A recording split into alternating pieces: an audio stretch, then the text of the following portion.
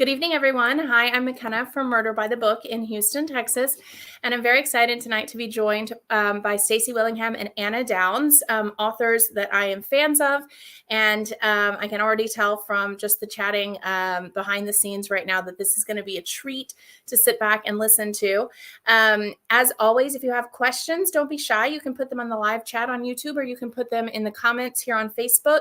I'll come back on in a little bit and we'll get to those. There's no such thing as a dumb question, and it's always a fun part of the event. So again, put those in the comments and we'll get to them a little bit later. Also, if you're interested in more information about either author or about their books, I've just dropped a link in the comments with all of that information. And if you're so inclined, we do have books available and we would appreciate you ordering them from us. Okay, so I think that's it for right now. Let's go ahead and get this show on the road. I'm going to bring out Stacy Willingham, and I'm going to introduce her as New York Times bestselling author. Stacy Willingham, congratulations. Thank you so much. Thank you for being here. I'm going to do your formal bio here, but I mean, it's just been so exciting to watch this book take off, and congratulations again. Thank you. Thank you so much for having me. Oh, it's a pleasure. So Stacy Willingham, author of Flickr in the Dark, worked as a copywriter and brand strategist for various marketing agencies before deciding to write fiction full-time. She earned her BA in magazine journalism from the University of Georgia and MFA in writing from the Savannah College of Art and Design. She currently lives in Charleston, South Carolina with her husband, Britt, and Labradoodle, Mako. All right. Is it Mako? It's Mako, actually. Mako. But all right. Yeah, either's fine. It was a 50-50 chance. All right. Yeah. We also have Anna Downs joining us. Hi, Anna. Hello. How are you? I'm good, McKenna. Thank you so much for having me on. I'm so excited to be here. And hi, Stacey. Well, it's my pleasure to chat with you again, and thanks for doing this. I'm really looking forward to just sitting back and listening to the two of you chat. Let me do your bio as well. So Anna Downs was born and raised in Sheffield, UK, but now lives just north of Sydney, Australia, with her husband and 2 children. She worked as an actress before turning her attention to writing and appeared in BBC TV shows such as EastEnders, Casualty, Holby City, and Dalziel and Pascoe, as well as a long-running stage production of The Dresser in London's West End. She has degrees from both Manchester University and RADA. She has been published in the Zodiac Literary Review, shortlisted for the Sydney Writers' Room Short Prize, and longlisted for the Margaret River Short Story Competition. I had the pleasure of discussing The Safe Place with her last year, and her new book is The Shadowhouse, and I highly recommend both. So if you are unfamiliar with those, as I said, information in the comments. I'm going to go away. I'm going to sit back and listen. If you need me, I'll be right here. Just call me back on, and in about half an hour or so, I'll be back on with questions. Have fun. Sounds Thanks, good. McKenna. Thank you. Thank you. Bye. All right. Bye. Stacey, right. Okay, so I finished Flickr in the Dark this morning. So I am very much riding the adrenaline wave right now. I loved it. It's such an amazing, amazing book. Good. Thank you. I want to come back to the book and obviously discuss more about the story and the characters.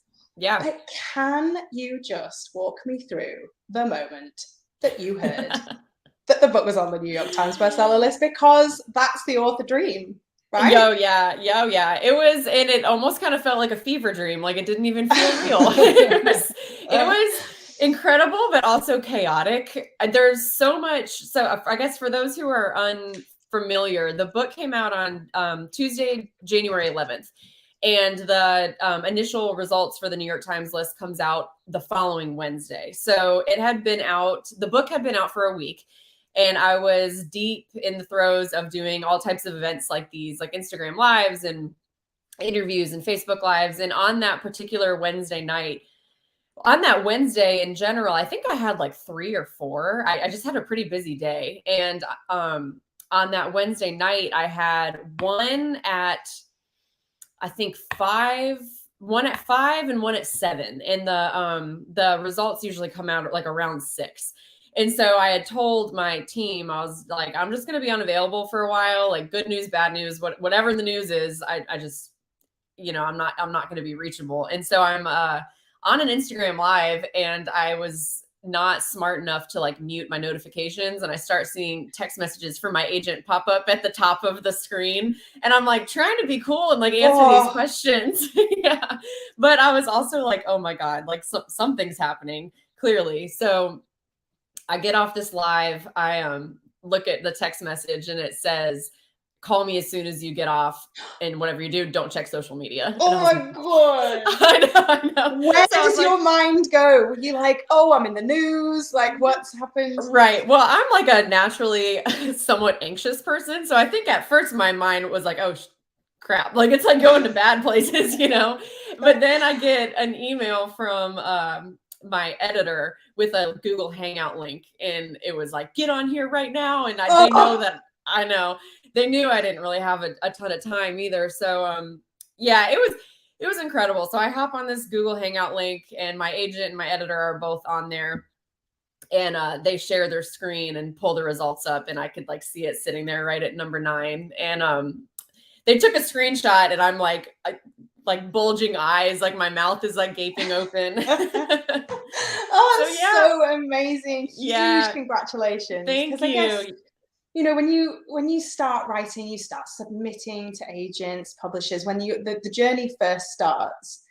Yeah. I mean, I guess we've all got it in our heads. Like, wouldn't that be wonderful? Wouldn't it be great? But you never think it's going to happen, right? No, I mean, of course it's incredible, but you're kind of, you know, I don't know your personal publishing journey, but I feel like every author has a very similar journey, and that's just like heaps of rejection before you finally get a yes. And in a way, it's kind of nice in hindsight because it kind of levels you out a little bit, you know. I mean, it's a massively competitive industry, and there's so many good books out there, you know. So it's just the competition is crazy. And so yeah, you know, it was something I had always dreamed about, of course, but I don't think I ever actually expected it to happen. But yeah, it's been wild. Great. All right, well, let's talk about the book itself. Like I said, I finished it this morning, and I've got so many things that I want to talk to you about. I think the thing that struck me most personally, as I'm, you know, reading the first few chapters, I don't know about you, but, you know, I've got 2 small kids. Work is pretty frantic, you know, when you're sort of on a deadline, you've got loads of other things happening. It's quite hard for me to anchor myself to the opening of a book. I often kind of find myself sinking into it a little bit later. This just grabbed me. It grabbed me straight away. I think your writing is it's very addictive. It's very smooth and easy and comfortable, but it has a real lyricism to it as well, I think, you know. But also, you know, the action is right there to begin with. Why don't you just tell us a little bit, anyone that doesn't know anything about it or you know, hasn't read it yet, just give us a little snapshot of what the story is about, what the premise is, and who the main characters are. Yeah, absolutely. And I have both of the books here too, because I saw you've got this cover, and then here in the US is this cover. So both of them are floating around out there, and I love. They're so beautiful, aren't they? They're so different from each other, but they kept similar like symbols from the book on the cover, which I love. But yeah, so A Flickr in the Dark, it is about a psychologist in Baton Rouge named Chloe Davis, who at 12 years old uncovered a piece of evidence that ended up convicting her father as a serial killer. So she has grown up with that kind of trauma of her past. She's spent her whole life pretty much trying to run from that and piece her life back together. And all things considered, she's done pretty well. So 20 years later, she is engaged to be married to this wonderful man. She's doing really well for herself. She has her own practice.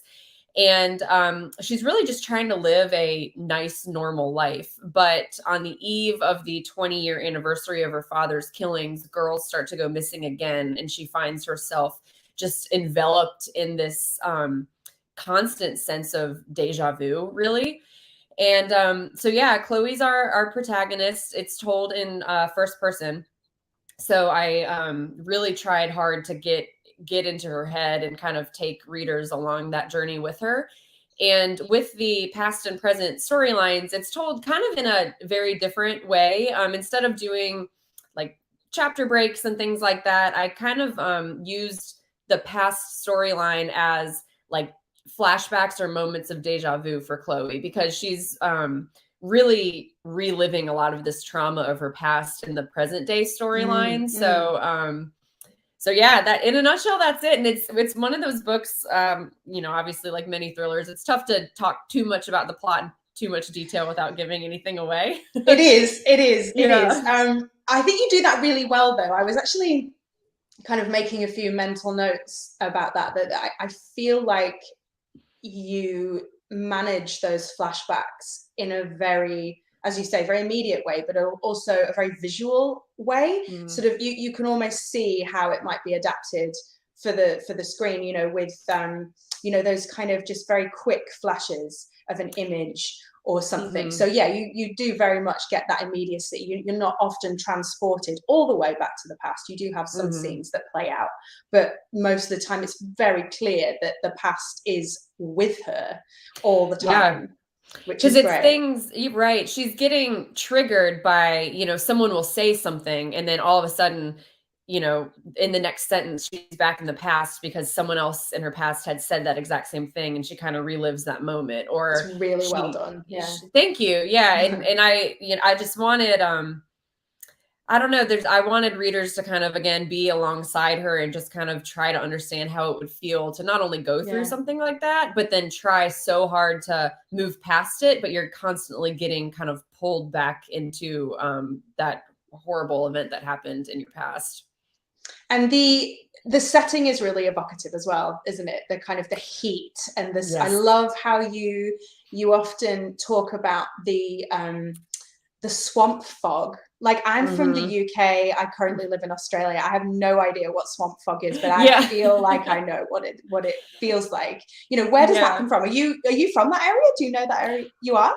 No, I'm from the South, and it's funny. I was just talking to someone else for a podcast the other day who is from Louisiana, and here in the South, like, the South as a blanket statement is like, yeah, the South, but they are all so different. Like, South Carolina is so different from Louisiana, which is very different from Mississippi, which is different from Florida. So, you know, I coming from the South, there's things about it that I feel so deeply, such as like the feeling of being on the marsh and the air just being like really thick and sticky and almost like a solid, you know. I mean, it's like butter, and the noises and the crickets and things like that. So just walking outside of my house, really, I experience those kinds of things, and that's that inspires my writing quite a bit. But for some reason, this story didn't feel like it belonged here where I live. It felt like it belonged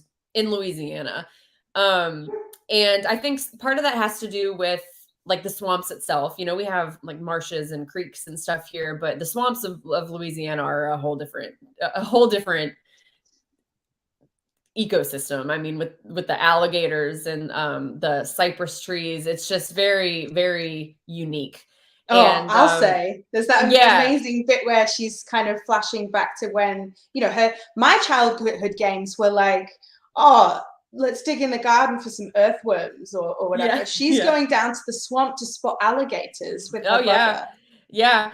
And amazing. It's funny, like here in Charleston, I've done bits of that. Like, there's an alligator that lives on the same street as my parents. And so we see him like quite a bit when I'm driving. Yeah. But it's in Louisiana, it's like that in this particular area of Louisiana, at least. It's like that, but amplified.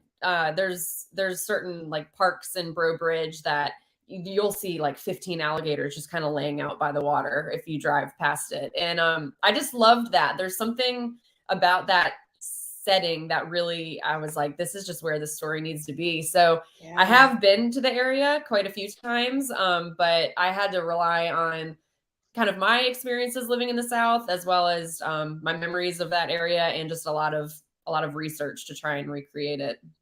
Yeah, right. Of course, particularly in a time at the moment, I don't know what your the process has been like, how long you've been writing this book, but certainly we're living in a time when if we want to travel for research, it's not that easy anymore. So we do have to rely on memories, imagination, Google Earth, interviews. It's tricky. Yeah.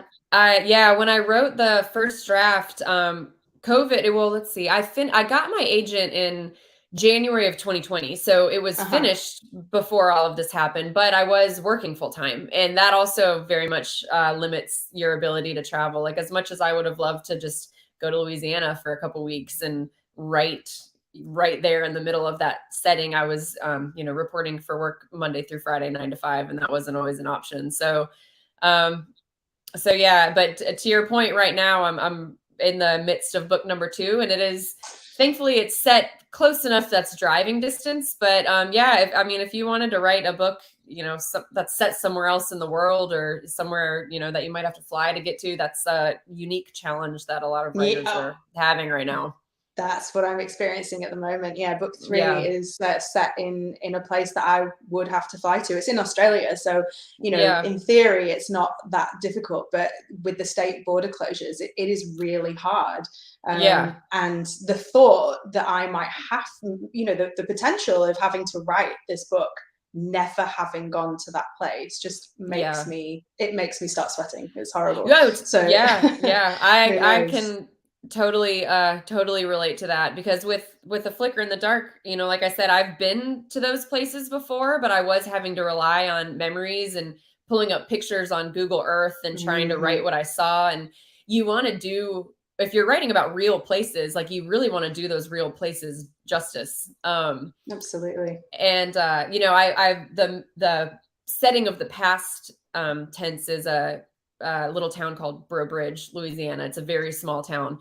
And I actually learned after the fact that a friend of mine from college, her grandparents lived there. And I was like, first of all, I'm sorry for dropping a serial killer in the middle of your grandparents' wonderful town. And I was like, but second of all, like, how did I do? And she was like, you actually did pretty good. So, that's good to hear. So I want to talk a little bit about the initial seed of the idea for this book. And I want to do it in a kind of roundabout way. In the book, there is one of these flashbacks, when she goes back to a moment in her past, and it's how she met her fiance, and they have a little meet cute where they I think she's carrying a book, and he goes, I really love that book, or there's some kind of thing about the book, and the book is Midnight in the Garden of Good and Evil. And he kind of says to her, have you got a thing for murder? Which I thought was a really cool little, it's a little bit of foreshadowing. It's a bit of a vibe.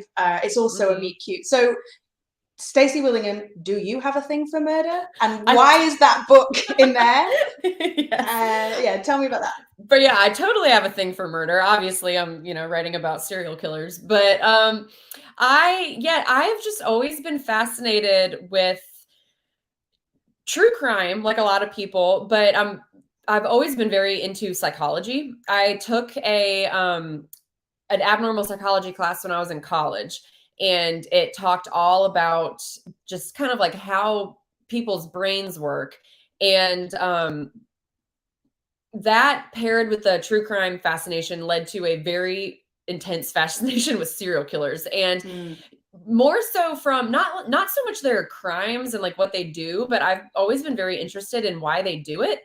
And because it's so difficult for a normal person to wrap your mind around why someone would do something like that. Like, most murders take place in real life and in fiction due to emotions that are fairly common, like greed or love or vengeance or jealousy. Like, most people wouldn't commit a murder, a crime, but we can kind of understand the emotion or the motivation behind it. But with serial killers, that is just not there. And I think for that reason, they're like a perpetual mystery that will never be solved. Like, we can solve their crimes, but we'll never understand them or their motivations. And that's always been really interesting to me. So I have always just read books and watched documentaries about them, trying to kind of like get a peek into their psyche and understand them a little bit more. And there was one documentary I was watching that actually had a picture of Ted Bundy sitting on the floor of his living room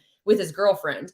And they looked totally normal, like just two people in love. His arm was like slung over her shoulder and she was like leaning back into his chest. And I just saw that picture and I was like, oh my God, like, if I have a hard time understanding these people, I could not fathom how their families must feel. And that led me down the path of wanting to really explore what it would be like to be the daughter of a serial killer. Because I just felt like that you wouldn't see the villain of the story, you wouldn't see them in such black and whites. Like they wouldn't be just this fully evil person. They would be someone you had really great memories with and someone that you actually loved. And, you know, Chloe feels a lot of guilt over both being related to him, but also having a hand in putting him in jail. Like she's pulled in these conflicting directions constantly. So that was where the seed of the idea came from. And the inclusion of Midnight in the Garden of Good and Evil, I just was thinking about if I were in Chloe's situation, what would I do to try and understand like my father and where I came from and why he did those things. And I was thinking, you know, people read true crime for entertainment, but someone like Chloe might read it for study. Like she might want to study murderers of the past to think like, why did he do this? Like, where did I come from? You know, like I was just thinking she probably would want to understand a serial killer just as much as I would. But for me, it's more entertainment. For her, it's much more personal. Well, and also she, like, as you said, the trauma of what she endured will never leave her, and it follows her around, and it plays out not just in this fascination with serial killers, but you know, in the way that she lives her life. And I really love how, you know, she's a very real character because she's a psychologist, and that seems to ring true. You know, if you have suffered, I think quite a lot of mental health practitioners come to it because they themselves might have endured something that they want to then help other people with, you know. And that's definitely where she's coming from with psychology. She wants to help people, but she is extremely damaged, and so she's wrestling all the time with like, I love how she talks to herself in psychology speak, doesn't she? She's like, you know, verbalize it, Chloe, come on. Right. So that's really interesting. I think that's quite unique. Yeah, thank you. Yeah. And I have talked to a lot of readers about that too, because I've had some really interesting conversations with readers. They'll reach out to me and say, like, in your opinion, is she qualified to do her job? Like, she still has so much like damage. And I'm like, that is a good question, but like, I think everyone can relate to logically knowing I should be doing this, but you're internally like getting pulled in another direction. And I think that almost makes her relatable. You know, she came from trauma and she's very smart. And not only does she understand it just internally on a personal level, but she studied it and she knows exactly what to say to these girls who are her clients. But when I mean, she even says in the book, like, it's easy to dole out information, but advice, but when the recipient is yourself, it's a lot harder to take it. And I don't think she's unique in that. I think everyone has probably experienced that in some way or another. Gosh, it resonates with me very much so. But it also feels like there's this real surface stuff going on with her, and then there's this kind of dark undercurrent that she's just powerless against. It's just kind of dragging her, and she tries really hard to fight against it, but she can't. Yeah, she does. And you mentioned when the scene where she met her fiance, I don't know if this is a scene that even would stick out to readers, but I really enjoyed writing it, was a later meeting that she had with her fiance, kind of like their second meeting at the bar. And he is asking her very normal questions, like, so where are you from? Like, do you have a brother? Where'd you grow up? Where'd you go to school? And those are such normal questions, but every time he asks her a question, in the back of her mind, she's like, he knows who I am. Like, I think that's just an example of the paranoia she feels constantly, that while unfounded, you can also understand, because she lives her life walking around thinking everyone knows who she is. Everyone knows who her father is. And she just wants so badly to escape that past. And so that's why she, has had such a hard time making connections in her life, because people will talk to her with these innocent and pure intentions, but she never really knows if she can trust the person that she's talking to. So yeah, there's quite a few examples in there of how that trauma from her past, like she's trying to push past it, but it always finds a way to trickle back in. And as an added pressure, she's also got her, you know, her poor mother is in hospital suffering from a different kind of fallout from the trauma as well. So I when writing the Shadowhouse, I was really aware that, you know, there's a lot of advice to authors along the lines of throw as many obstacles and as much adversity at your protagonist as possible, because how they overcome those obstacles and that adversity is what makes them heroic. It's what makes your character arc.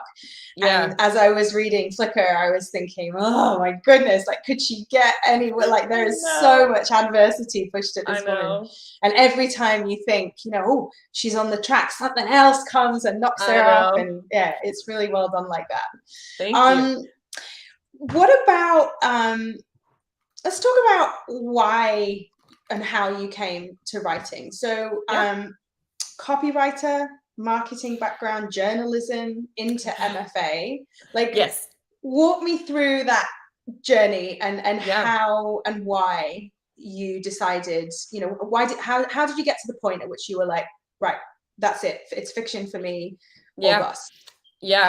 I have had so many jobs. Like, I used to joke about it, and honestly, it was a point of something that I was a little bit ashamed about, because I was always a bit of a job hopper. But I think it's because I never loved something the way I love writing fiction, and I was always kind of, you know, it's tough when you graduate college and you're like, oh, I want to be an author. You can't just be an author, right? You have to work, and you have to write your first book, and you have to get the agent, and you have to get it published, and it takes a lot of time. And so while I was working towards that, I was also trying to find something else that I enjoyed, to just in case it never worked out. And I just never really found anything else I enjoyed. So I was a copywriter. I did PR. I did marketing. I was an account manager at a technology company. Like, I've done all kinds of stuff. But really, it was I did quite a bit of freelance journalism.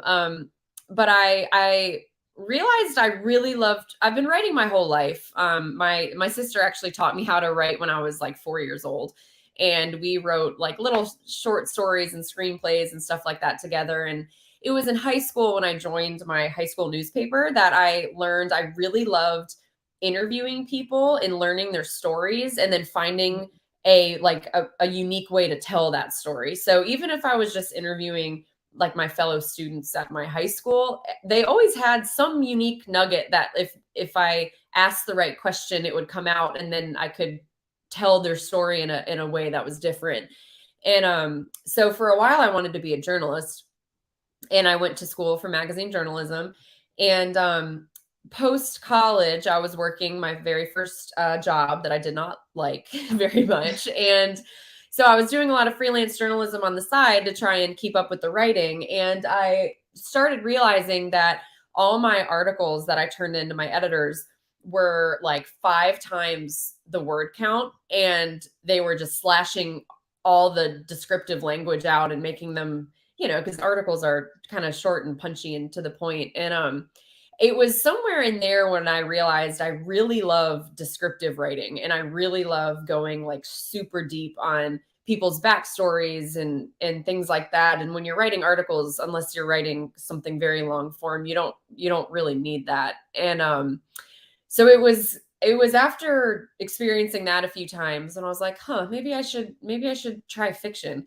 So I got my MFA. And I wrote my first book as my thesis when I was in grad school.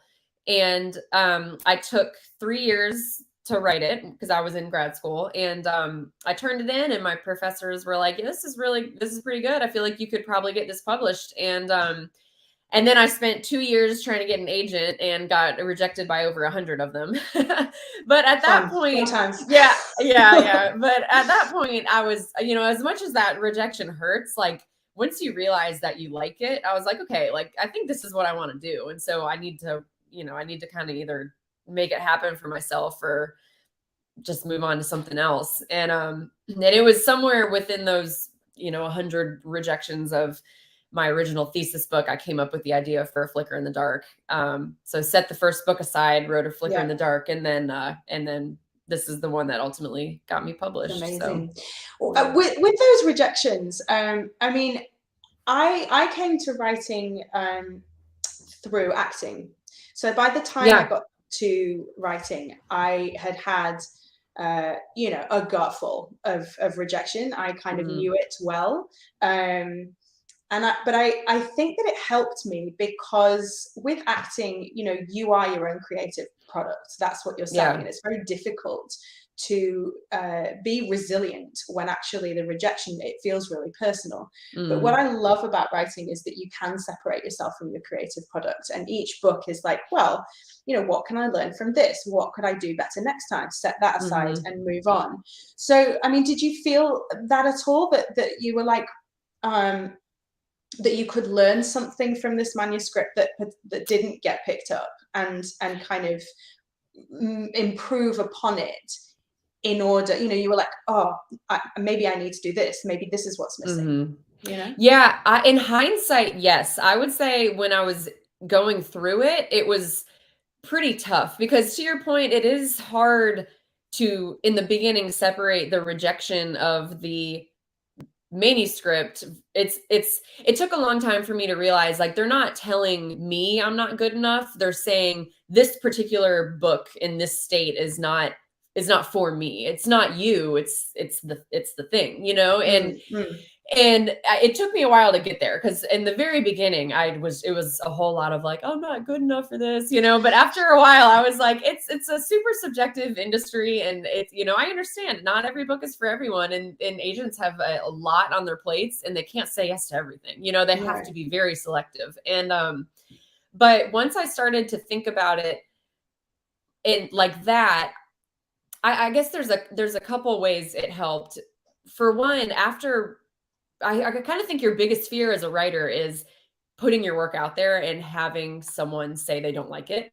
And so after having that kind of worst fear happen like 100 times in a row, when I started writing a Flickr in the Dark, it almost made me a little more fearless because I was like, you know what? I've had 100 people tell me they don't like my writing and I still love to write. So I'm going to just do it again, and I'm going to write it the way I want it to be written. And I think with the first one, I was really just kind of like dipping my toe in the water and trying to figure out what I was doing. With a Flickr in the Dark, I had realized that even though the first one never got published, and I went through, 5 years of writing and then querying and really didn't have anything to show for it. At the end of the day, I still love to write. And for me, that was very reassuring that I was like, okay, I can take these hits of rejection and it hasn't changed the way I feel about this thing. It's still what I want to do.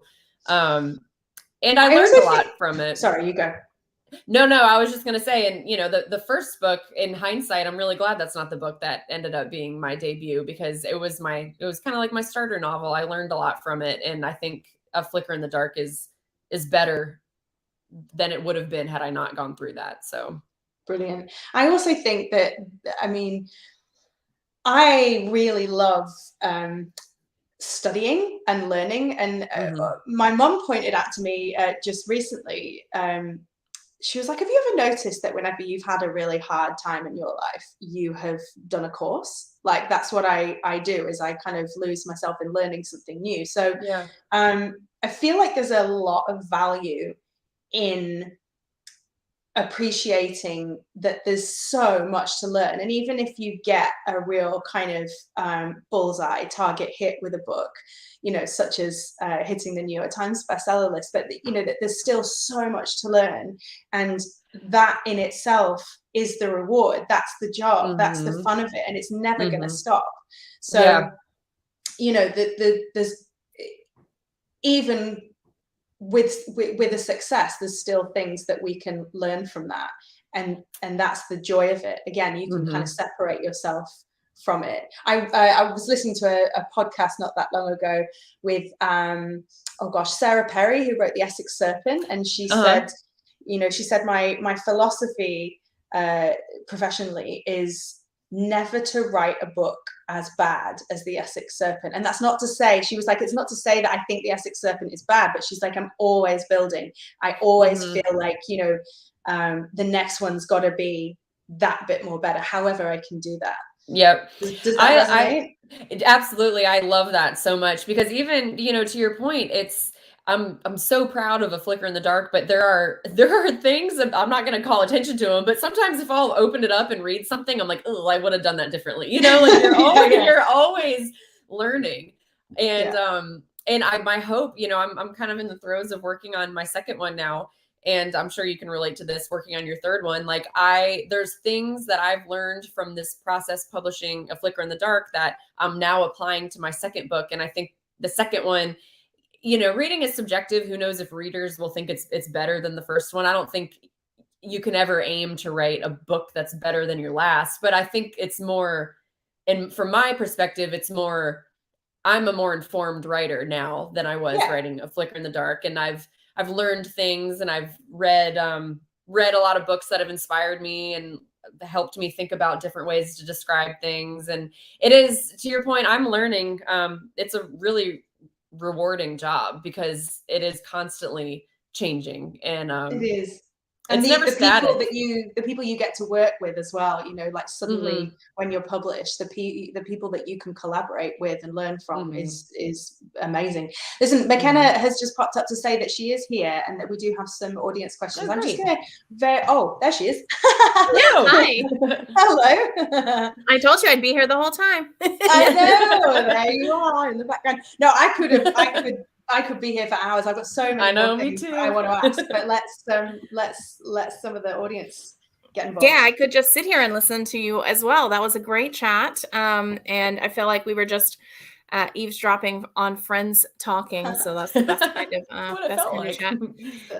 Okay, so we have some pretty specific questions. A lot for Stacy. What a great title. How did you choose it?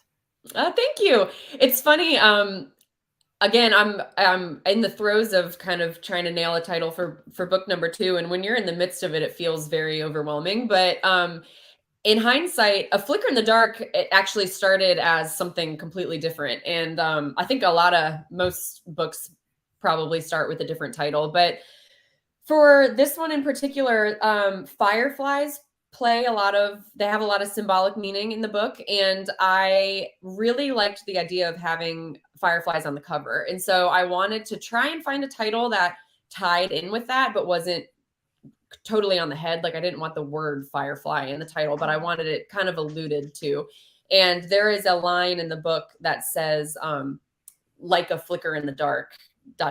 And when I was going back, reading the book, trying to find what the new title would be, I read that line and I just thought, you know what, A Flicker in the Dark, it calls to mind the fireflies. It would work with the cover I kind of had in mind. And it really plays well with, I thought, Chloe having she has these thoughts that kind of flare up like a flicker in the dark, like little repressed memories that she had forgotten that kind of pop up, or a feeling that she didn't realize that was there that kind of flares up. And I thought it just tied into all of that pretty well.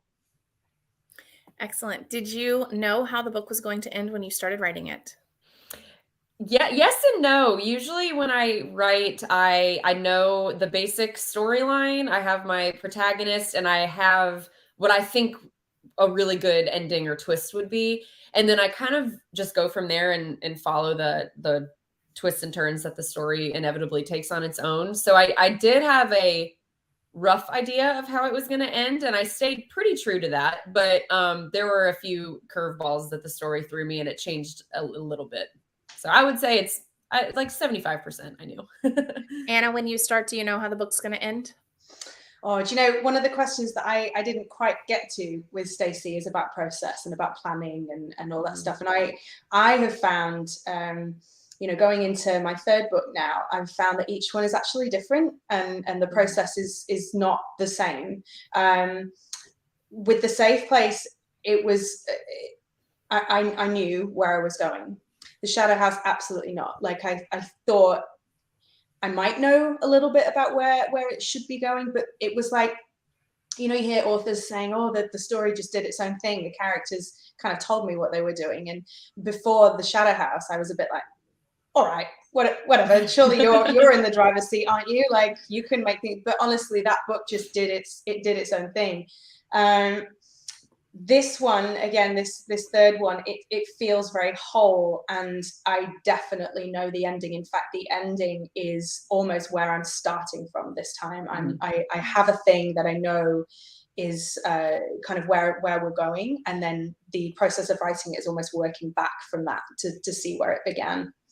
Yeah. And so speaking of Shadowhouse, I always love to give our guest interviewers an opportunity to talk about their book for just a minute. So why don't you tell us a little bit about Shadowhouse? Oh, thank you. I'm really proud of this book.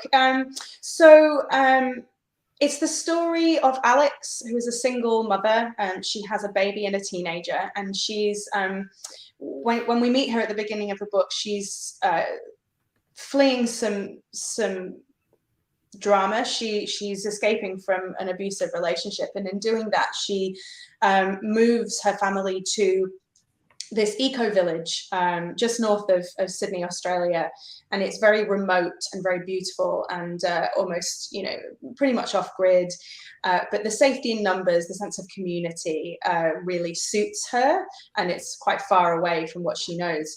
At first, this eco village seems like the perfect place for her, but pretty soon some very strange and sinister things start happening to her. For example, packages turning up on the doorstep, and she starts to see some symbols, and she does some digging, and she finds out that these same very strange things in the same sequence happened 6 years earlier to another mother who lived on the land over which the eco village was built, if that makes sense. So, the result of that was that mother's teenage son went missing. So the novel is then about Alex trying to find out what exactly happened in the past in order to save her children in the present, because it feels like history is repeating itself up until, traumatic things occur. So, yeah. I love that. I'm really proud of it. It was quite a difficult one to write. It was quite challenging. I don't know how, Stacey, your experience of second novel syndrome is currently going, but it's a real thing. Yeah. Second books are really hard to write for a multitude of reasons. Yeah. So I'm proud that I got through it. I've heard wonderful things. I'm ready for it to be out here in the States. Oh, thank you. Out April 5. Get your pre-orders in.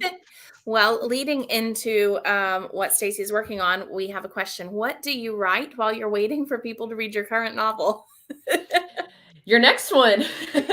My agent had some really good advice for me like a year and a half ago now, when A Flickr in the Dark was just picked up, and he said the same thing. He was like, second novel syndrome is real, and once the reviews start trickling in, good or bad, they're going to be in your head, and they're going to make it really hard for you to write. So he was like, my biggest advice is write your second book immediately before that chatter can get in your head. And I'm really glad I did that, because I am pretty much done with my second book. It's being edited right now. And we've gone through a couple drafts, so it's not in an early phase anymore.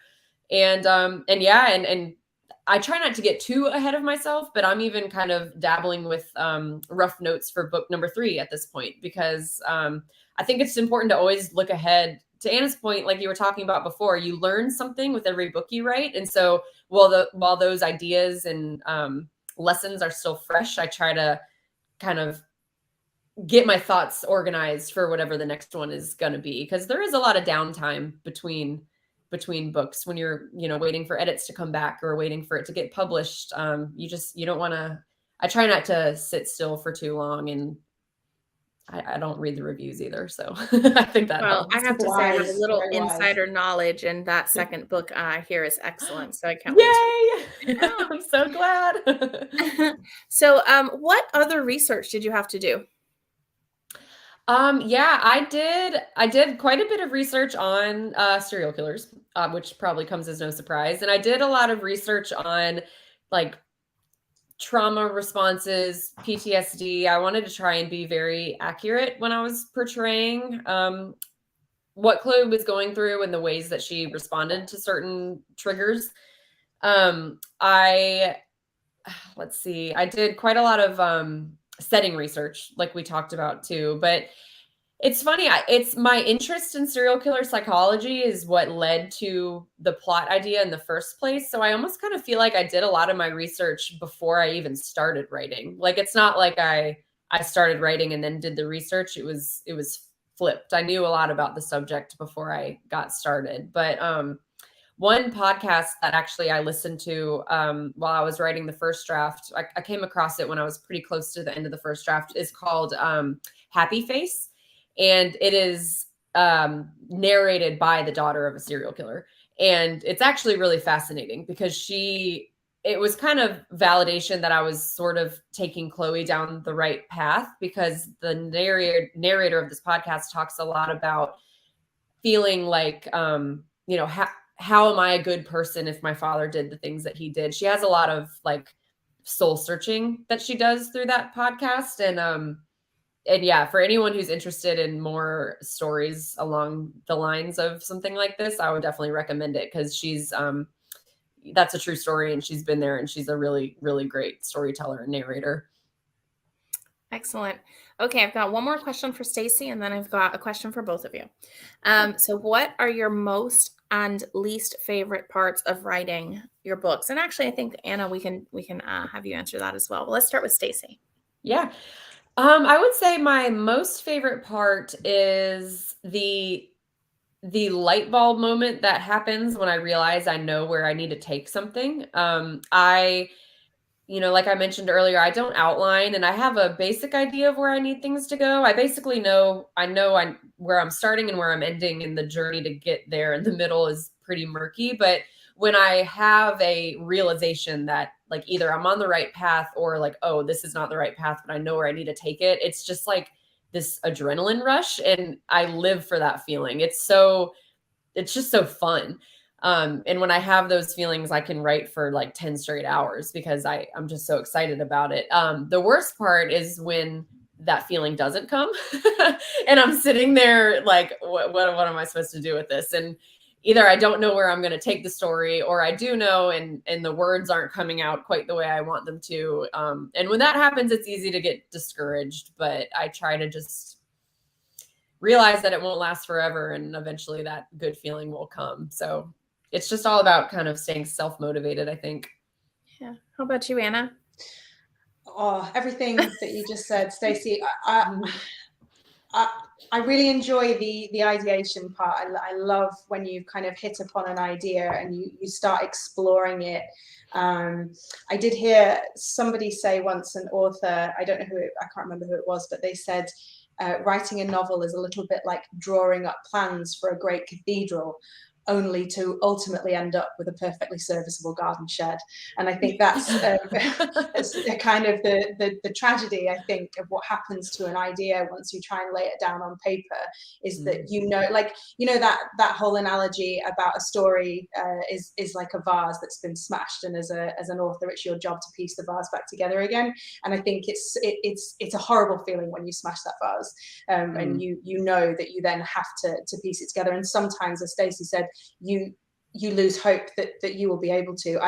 For me as well, one of the reasons that second novel syndrome is so difficult is for anybody that hasn't worked with deadlines before. I mean, Stacy, you'll know them well because you worked with journalism, but for me, they were really new, and it was a real culture shock for me. And the panic that I felt when I had those moments of, the little voice, you can't do this, you're not going to be able to do it, this is too hard for you, you don't, the panic that you might not be able to do it within the time limits, and that there are people waiting who are invested, who believe in you, and the expectations that you pile on yourself. And then, as you said, Stacy, quite often, if you've heard of any reviews, the bad ones are always the ones that stick, and then they get going in your head, and that's really hard. That's why it's, you have to be able to separate yourself and give yourself a good talking to,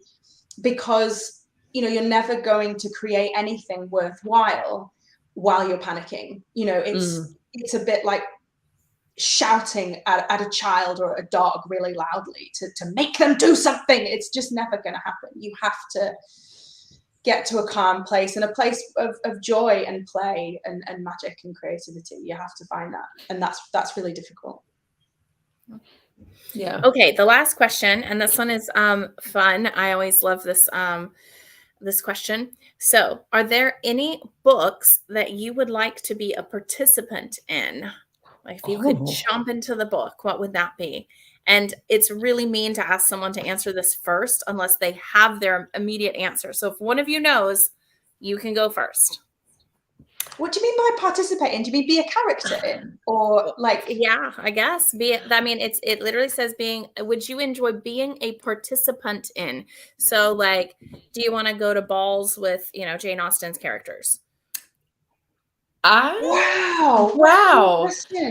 My first thought is I read all my books, like bad things happen to the characters. So I don't know if I want to be in any of those books, but that's a great question. I'm looking at my bookshelves over here to see if I did read The Invisible Life of Addie Larue, probably out of 6-7 months ago. And that would be an interesting one, just to be alive for such a long period of time and experience all the different things. That one comes to mind just because it's a little bit magical. And not quite as violent as the other books I read. How about you, Anna? I feel like, okay, so there are two ways you could interpret that question. If by participate you mean live inside a book, I'd live in any of Taylor Jenkins Reid's books. Specifically, Daisy Jones and the Six, I'd live in that. Malibu Rising, I'd live in that, but I'd live in anything she writes. I think she's amazing. If by participate you mean like co-write or like involved with? I think given this question in the past that this person has asked, I think it's like what fictional world would you want to live in? What world do you want to live in? Yeah. Anything by TJR. There you go. I've changed my answer. The Night Circus. Oh, me too! So we have a subscription service that has 3 different things at Murder by the Book called Murder by the Box, and one of them is Legends, and this month is basically magical realism. And so I literally was just writing my write-up on the Night Circus before we did this event. So I want to see that one dress in person. It's one of my all-time favorites. It's incredible. It's funny. I was just writing why it's one of the picks this month. It's so good. Anyway. Yeah. Okay. Well, fair enough. I will give you both that as an excellent answer. And with that, I think that we've done it. Again, if you want more information about the books or the authors, or you'd like to order books or pre-order Anna's book, all the information is in the comments. Stacy, congratulations on the well-deserved New York Times bestseller. Absolutely. And thanks to everyone for watching. I'm going to go ahead and say good night and sign us off. Thank you all. Thank you. Thank you so much. Thank you, Murder Book. Of course. Good to chat with you. Thank you. Bye.